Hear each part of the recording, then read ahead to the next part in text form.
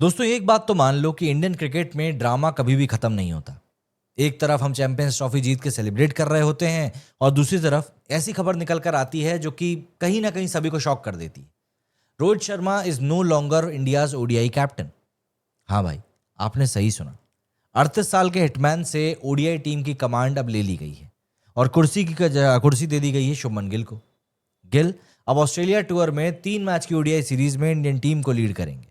And interesting बात यह है कि टेस्ट क्रिकेट में भी रोहित के रिटायरमेंट के बाद कैप्टनसी गिल के हाथ में ही गई।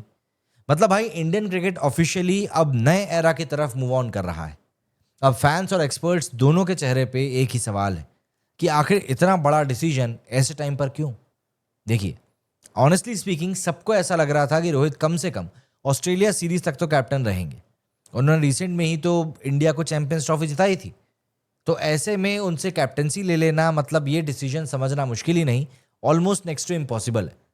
अगर बीसीसीआई ने उनसे लीडरशिप लेनी भी थी तो एक रिस्पेक्टफुल फेयरवेल तो दे ही सकते थे। एक लास्ट सीरीज एज कैप्टन का मोमेंट दे सकते थे जहां फैंस उनके लिए ताली बजाते, प्लेयर्स गार्ड ऑफ ऑनर देते। लेकिन यहां तो अनाउंसमेंट ही जैसे माइक ड्रॉप टाइप का हो गया है कि व्हाट्सएप ग्रुप में आपने बोल दिया कि रोहित अब ग्रुप का मेंबर नहीं है, उसको बाहर निकाल रहे हैं।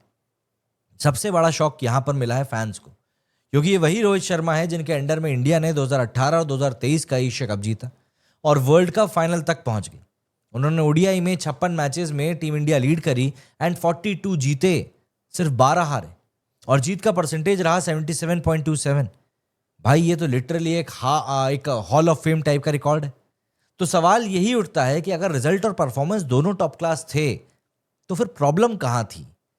देखिए, यहां पर एंट्री होती है इंडियन क्रिकेट के नए पावर सेंटर की, जो है गौतम गंभीर। एक टाइम था जब गंभीर ओपनली बोलते थे कि हर क्रिकेटर डिजर्व करता है एक प्रॉपर फेयरवेल। लेकिन जब से वो खुद कोच बने हैं ना, उनका व्यू पॉइंट चेंज हो गया है। अब वो कहते हैं कि फेयरवेल मैटर्स नहीं करता, लेगेसी मैटर करती है। मतलब भाई, थ्योरी सही है, पर जब वो सेम थ्योरी आपके फेवरेट प्लेयर पे अप्लाई होती है तो दिल थोड़ा सा तो दुखी जाता है ना। अब बीसीसीआई के अंदर की कहानी भी सुन लो।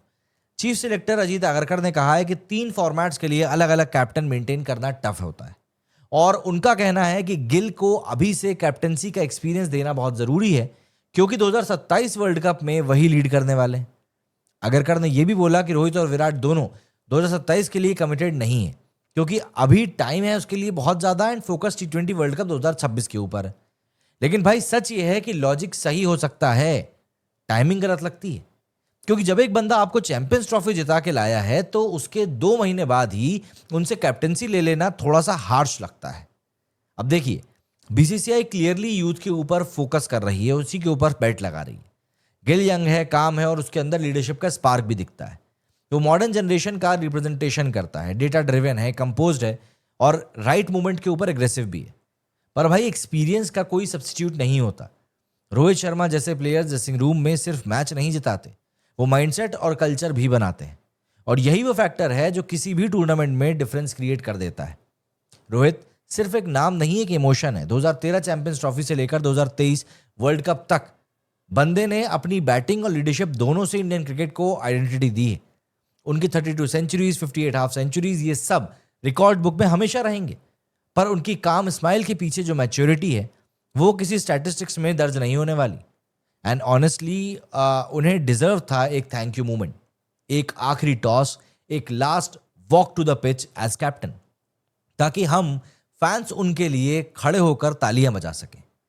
शुभमन गिल में कोई शक नहीं है कि वो फ्यूचर का कप्तान है, पर रोहित शर्मा अब भी प्रेजेंट है और प्रेजेंट को रिस्पेक्ट मिलनी चाहिए। क्रिकेट में कप्तान बदलते रहते हैं, दौर आता जाता रहता है, पर क्लास और कैरेक्टर कभी रिटायर नहीं होते। बीसीसीआई का डिसीजन स्ट्रेटेजिक हो सकता है, लेकिन इमोशनल लेवल पर ये एक अनफिनिश्ड गुड बाय लगता है। और जैसे हर रोहित फैन कह रहा है ना कि if this is how legends are treated, then maybe cricket needs to learn respect before it learns strategy.